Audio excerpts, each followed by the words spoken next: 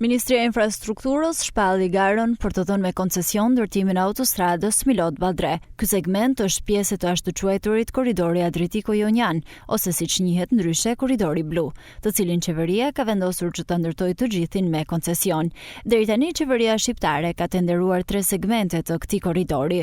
I pari, që është realizuar tashmë, është autostrada Thuman-Kashar, ndërsa 2 segmente të tjera nga Kashari deri në Fier janë tenderuar, por ndonse janë shpallur edhe fituesit prej gati 2 vitesh tashmë, kontratat nuk janë nënshkruar, ndërsa Milot-Ballre është segmenti 4 koncesionar. Ai ka një gjatësi 17 kilometër të gjatë dhe do të kustojë 182.5 milionë euro, por vetëm si kosto ndërtimi.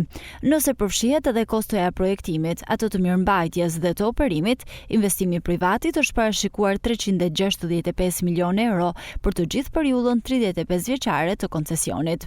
Sipas dokumentave të tenderimit, qeveria ka vendosur se tarifa referencë e kalimit në segmentin Milot-Ballre do të jetë 0.12 euro për çdo kilometër. Kjo do të thotë se për 17 kilometrat e rrugës, automjetet e thjeshta do të paguajnë 4.1 euro për çdo kalim.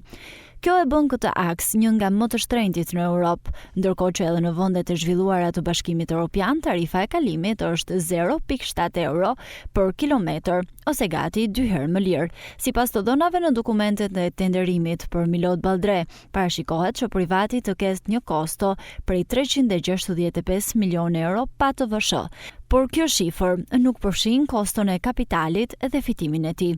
Nëse i shton edhe këto 2 zëra, atëherë vlerat që do të paguajnë qytetarët shqiptar në 35 vite për të kaluar në këtë rrugë, te i kalon 1 miliard euro.